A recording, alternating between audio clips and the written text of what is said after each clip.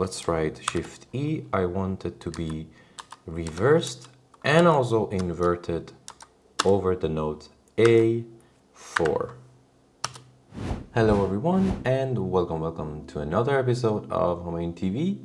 If you have been following my videos, by now you should be able to use Dorico's write mode quite well. But as usual, if you have any questions, you can always ask in the comments. Anyways, today we are going to delve deep into an underrated feature in Dorico that is called Note Tools. So let's go. So everything you see here will be covered today, and it can be done just by using the Note Tools. You can pop up Note Tools anywhere in your score by using Shift I or in the right panel. So by that, I mean you just select a note and then you just go here. This is your Note Tools. But we're just going to use Shift I because it's just easier. Let's start with the first one, which is the intervals. We can add intervals or multiple intervals above or below our notes. Let's try some single notes first. All right, I'm going to open up my popover, Shift I, then I can write 3 to add a third on top of my note. And as you can see, a third is added. And also I can write, I'm going to just delete this one. I'm going to write a -3, and then the minor third will be below our note. You can also specify the color of your interval. For example, let's add a perfect fourth. So I'm going to delete this one. I'm going to just Shift I and write P4 here. And as you can see, a perfect fourth is added. And if you wanted to add the other colors of intervals, just use the first letter of each interval color. So for example, if you want to add a diminished fifth to this E, I will just write, I will just initiate with Shift I, and I will just write dim for diminished, and then I'll write a 5. And as I said, you can also just write D5, which works. And what's even cooler with this is that you can also make chords. So let's say I'm going to just delete this B flat here. I'm going to make a 7th chord here. I will initiate my popover. I will write down -3 and then with a comma, and this is important, you need to add a comma there, not with a space. Then I'll add a 3 and then I'll add a 5. And as you can see, my 7th chord is created around my E note. Now, important for you to know that if you're adding intervals with this tool that we're doing now, Dorico will add them matching to your score. So usually it's diatonically. But if you want to write them outside your specific tonality, make sure to write the quality of the interval as well. So for example, I'm going to just delete what we have before, and I'm just going to write, I'm going to initiate with the popover, and I'm going to write -3, and this is important. I want a minor third. So last time it was major. So, and then I'll add a comma, and then the rest is the same. And then a 5. And look, now we have a C sharp. So if you have a specific thing, make sure to add the interval. Super neat. And now let's talk about transposing. It is super easy. Just highlight the note or notes that you want to transpose. So like this, open the popover and then write T for transpose. And after that, just write the transposition interval. For example, I'm gonna write -5, and then everything will be transposed a 5th down. You can also do it a 5th above or any interval that you like. All right, and the next one is inversions. This is a really fun one. Select the notes that you want and write invert. So I'm just going to select my whole notes here. I'll press Shift I to initiate the popover, and then INV or invert in the popover, and then press enter. Well, I usually just write the 3 letters, it's faster, but then let's go. And as you can see, it's inverted. If you're wondering based on what actually the inversion is happening here, it is actually the highest and the lowest notes in your selection. So the C and F are your highest and lowest point, and the whole pitches within this area are rotated. But if you want to rotate around the central pitch, you can also do that. For example, I'm gonna just undo this. Yeah, and then I will initiate a popover. I will just say invert over my note D4. And as you can see, the inversion happened through this D here, and the D stayed, and then the rest of them just went up and down. And the awesome thing is that you can also invert chords. Let's see. First, I'm gonna select this chord and I will write inversion. Well, as you can see, nothing happens, and that is because Dorico needs to know the point of inversion. You can write down top or bottom after inversion to specify that, and what it means is that if you write top, Dorico will use the top note in the chord as its point of inversion, and also if you use bottom, the same. So let's try to see what I actually mean. I'm going to write INV here, and I'm going to write top. So look, the C is staying here, but the rest of the notes are inverted above the C.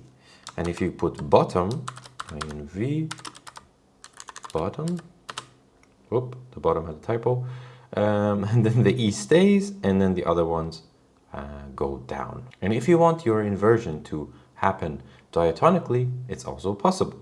Just write a diatonic after your text. So I'm going to just write this. I'm going to say, okay, Shift I, invert my selection over the top, and also be diatonic.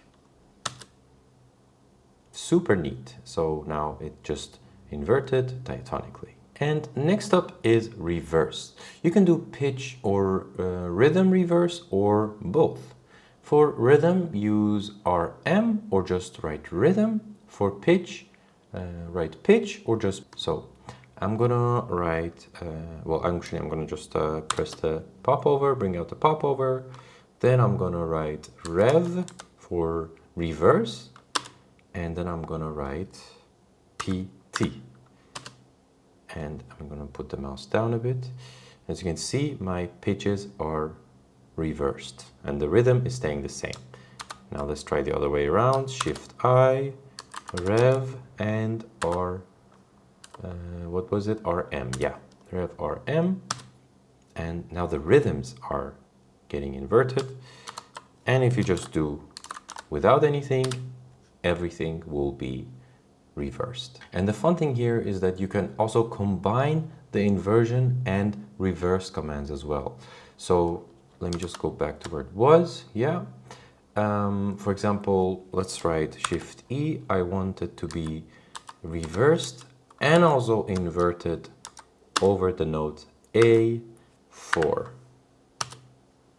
Super neat. And also, if you're a beginner and if you're wondering why this reverse is also going here, that's because Dorico works in a way that the stuff that you add, the text or anything, is actually attached to something, and now it's attached to this F sharp or whatever note that was here. So if I go back, it would just go where it was before because it's attached to this note, whatever it's going to be.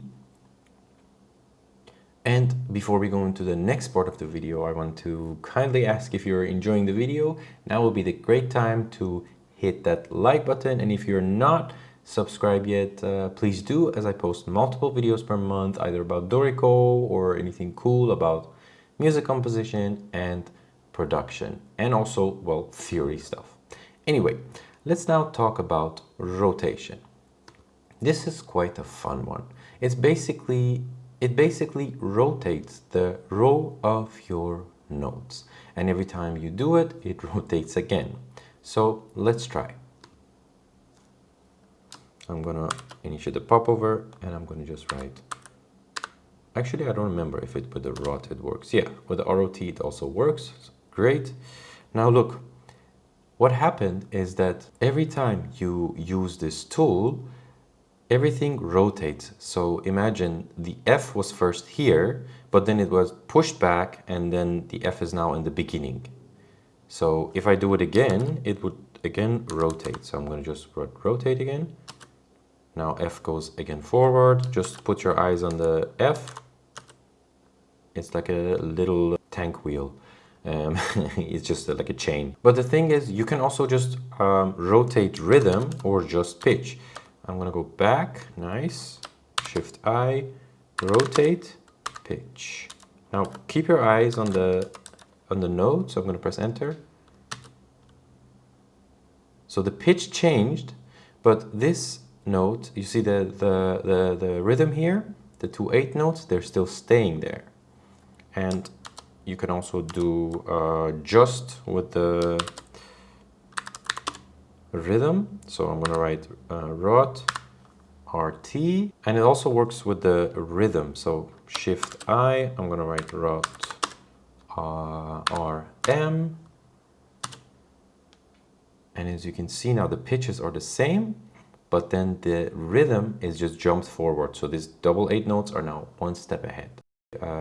And if you have a situation where you have a row of notes and you already know how many steps for the notes to go forward, just press Shift I and then rot, and then, for example, I want it to go forward 2 times. And as you can see, it went 2 times forward, so I don't really need to repeat this process. You can also do backwards. So if I do rot -3, it goes backwards. Super neat. And let's go with the repetition now. Super cool feature right here. It basically lets you repeat a certain number of notes till the end of your selection. So for example, I want these 2 first notes, being the C and an F, to be repeated throughout my bar. Then I will select my bar, so the whole thing. And also it doesn't really have to be measured. If it's more than a bar, if it's something that's going here, it's also fine. It's just about the selection of your notes. And then I will just open up my popover, then write down repeat 2 pitches. And this will repeat the first 2 pitches over the duration that I selected. So let's press enter and see what happens. This is super neat. I really love this feature. All right. Our next feature is pitch mapping, and that is the ability to instantly change specific pitches to other pitches, which is an invaluable tool. Let's try. I will select my notes here, then open my pop-up over and write down C equals E. Then all of the C's in my score will turn into E. But what if you want to have only a certain note in an octave to be mapped to another level? Well, that is easy. Let's say this C, I'm gonna just Control Z it to go back. Let's say I want the C being a C4 to be mapped to an C5. So I'm going to just write C4 equals E5. And as you can see, the second C, being this one, is not mapped, and only the first one has moved, being this one. This is a really cool feature. I also love this one. I mean, just these, the whole note tools is really glorious. And also similar to note mapping, we have also the scale mapping. This is also an insane feature, which is literally as it says. So it just changes a scale to another. And let's try, for example, I want this scale to go from C major, so Shift G, C major. I want it to go from C major to F mixo. Well, actually mixo is enough. Oh, I love it. It's super cool. It works like magic. And I'm gonna also write down the full guide to the scales and their abbreviations in the description of the video, or maybe I put a link to my website. Because sometimes it's a bit confusing, like for example I did the mixolydian, now with the mixo it's just some things that you just need to remember. And yeah, there you have it everyone. I really hope that you enjoyed this video, and if you did, please don't forget to like, comment and subscribe. And by the way, if you want to contribute to this video and future videos, you can always buy me a cup of coffee. I'll put the link in the comments. Anyways, thanks for watching and see you soon. Homayun out.